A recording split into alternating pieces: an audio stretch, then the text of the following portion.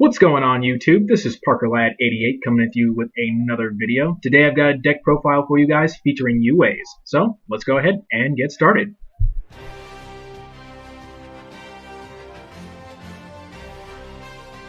So let's go ahead and get started with our monsters. We're going to start off by running 3 copies of UA Midfielder.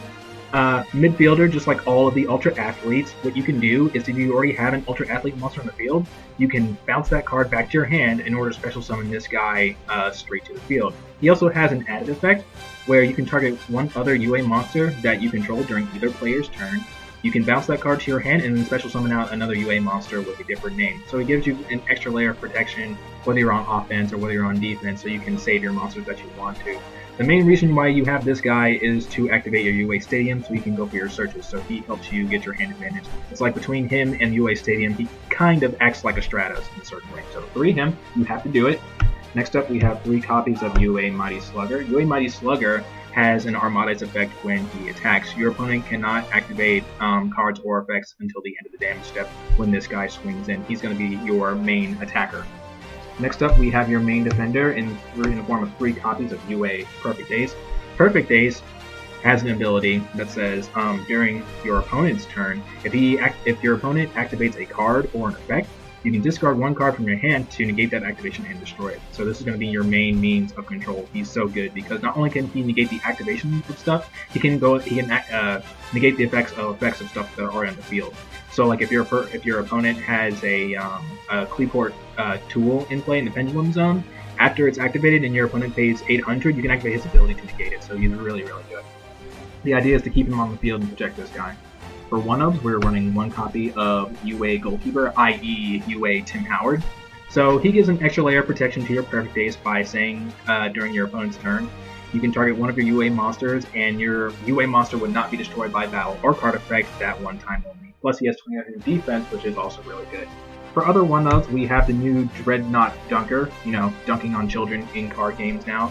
So outside of being your biggest attacker, he also has an ability, he also can deal piercing damage, and if he does do battle damage, not just when he's attacking, but if any battle damage is inflicted involving this guy, he can target 1 card on the field and destroy it. It's really good because it happens during damage steps, so unless your opponent has something to negate it, you're almost guaranteed a blow up. So your opponent cannot chain their chainable traps or any other things like that. So he's really good when you need that push, and his 2500 attack points are also really great. And then one of the cards I've actually come to like more, or that I was excited about when I first heard about it, was Rival Rebounder. So his ability is that if he's special summoned during your opponent's turn, or if he's normal summoned, which is the one you do most often, you can special summon a UA monster from your graveyard. So that's really good. So he combos very well with Monarch Stormforth if you have something in your graveyard. He also has a neat combo that you can do with Signing Deal, where if you don't have him in your hand, but you have another UA, you bring him out with Signing Deal, then you bounce him for the UA, for the other UA in your hand, then you normal summon him by treating the UA that you special summon, then you use his ability to get back that UA monster. So you can use it to get back a Perfect Ace, so you have 2 monsters on the field, and you can get back Goalkeeper. One thing I also like about him is if you're deciding to use winning tactics, he really makes your winning tactics fly first turn. So good thing about him. And then the last one we're running is UA Blockbacker. So Blockbacker has a nifty ability that states that if your opponent would special summon a monster, he switches it to defense mode and negates its effects. And the fact that he's 2700 defense is also really good. I'm actually going to replace this guy with a Spell Striker probably, just so I have the option to go into Nat Bees, but we'll get to that later. So those are all the UA monsters. Getting to support monsters, I run 2 copies of Spell Striker. I think Spell Striker is a great option as a tuner for this deck. He can be great tribute fodder. If your opponent controls a monster, just special summon him out, and then you can tribute him for any of your higher level UA monsters if you feel the need to. And he also gives the deck some synchro options. So like I said before, I want to take out Blockbacker so I can put in a copy of Spell Striker, because in my extra deck, as you guys will see, I run a copy of Nat Barthion, and I want the ability to run Nat Beast because I think it's better meta call against decks like Necros and Shaddoll and whatnot. But anyway, so that does it for all the monsters. Let's go ahead and move into our spells. First up, we run 3 copies of UA Stadium. It's one of your main spells, if not the main spell. This is going to be your means of healing and hand advantage. Whenever you normal summon a UA monster, you can add a UA monster from your deck to your hand. And also, whenever you special summon a UA monster, every monster on your field gains 500 extra attack. Not just the UAs, but any monster. So you always want this on your field at all times. Next up, we have 3 copies of UA Signing Deal. Signing Deal is really great. It adds some extra consistency to the deck, in addition to doing that one play I told you about. This card basically says that you can special summon one UA monster from your deck, but its effects are negated. It doesn't matter just because you're going to bounce it to your hand and then bring it back out like if you need to. And then after you special summon the monster, you take damage equal to its level times 300, which sounds kind of pricey. Like for Perfect Ace, it's going to be 15, for Rainbow level 6s, 18, and so on and so forth. Even for midfielder, it's like 1200. But that's really not so bad. If you can get your monsters on the field, I'm willing to pay a couple extra life points in order to make that happen. I think it's a worthwhile investment. Other thing I wanted to mention is I think is also good because people are running Upstart Goblin these days, and it gives you something to do with all those extra life points. Or if they activate it later, you just get all those life points back, so it's like getting a free monster. And the fact that you can just activate this whenever you want to is also great. It really helps with the synchro plays if you really feel like you need to go for a synchro play, which you might need to sometimes. So, 3 of that, gotta do it. Next up, we have 2 copies of Power Jersey. I've seen a lot of builds run 3. I think 2 is all that you need. It's a great card, but you don't need to have it all of the time. What this thing does is you can equip it to a UA monster. It gains 1000 attack, and it gains 1000 defense as well. If you attack into a monster while the monster is equipped with Power Jersey, then the damage is doubled. Also, if you destroy the monster, you can attack again. It also has another ability where if the monster you have is sent back to your hand, you can add this back to your hand if it hits the graveyard. But if you don't switch it out, then during your next standby phase, the monster gets banished, and this goes away, you don't get it back. But that almost never happens with you as a UA player, so it's a great way to put lots of damage on board. It's a great way to put game on board. With the addition of with the addition of Dreadnought Dunker, helping out Mighty Slugger, just giving you some extra beating power, and like both options are really, really great. So yeah, I like running 2. Next up, we have 3 copies of Rhoda because we want to search out that midfielder as quick as possible. And on top of that, I'll be having other targets as well. I'll be running this 1 copy of Spell Striker if I need to go for like a Nat Beast or something like that, depending on my matchup. And then I also usually get TG Striker if I feel the need to go for super plays. So we run 2 copies of Terraforming to search our field spell. I don't like running 3, that's overly cloggy. 2 does just fine. That way, if I open up with 1 UA Stadium, I know that my Terraforming still have other targets. Then we run 2 copies of Monarch Stormforth. I felt that 3 was too cloggy. You have a lot of high-level monsters that require only 1 tribute, so it's great to be able to tribute one of your opponent's monsters in order to trigger your field spell, or just get problem monsters off the field.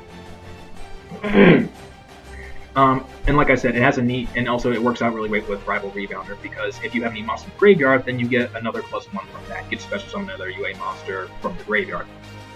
Next up, we run 2 copies of Lances.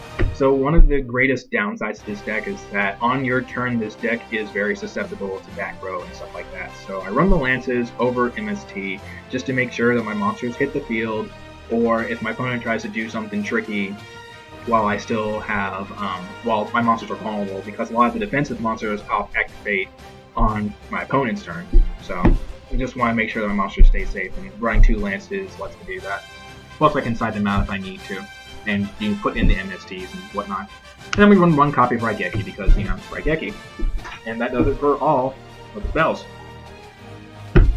Moving into the traps, we got Bottomless, Solemn, and Compulse. We run 1 copy of Macrocosmos. This deck has absolutely no reliance on its graveyard. Yeah, I can't use Rivalry Rebounder, but that's like 1 card out of like how many? So the Rivalry Rebounder play, it's a good play, but it's not necessary or integral to the deck in any way. So Macrocosmos is definitely worth it in this deck, and it definitely helps out a lot of your bad matchups. Run 2 copies of Deep Prison for battle phase control, and then we run 2 copies of UA Penalty Box. UA Penalty Box says that whenever a UA monster is involved in battle at the start of the damage step, you banish your opponent's monster until the second standby phase. Like a penalty box, basically. It also has another effect that says that you can banish from the graveyard to add a UA spell from your deck to your hand. So you can add your Jersey, you can add your field spell, or you can go and get a copy of Signing Deal. So I think that's really great too. I think it's really good at getting rid of problem monsters for that 1 turn, because sometimes 1 turn is all you need. And the fact that it comes back during your opponent's end phase means that you can just do it again if you need to. it doesn't put you in a position where the opponent can like use their monster until their next turn. So technically they don't have access for that monster for like 3 whole turns, which is really good. And that does it for the main deck. So let's move into the extra deck.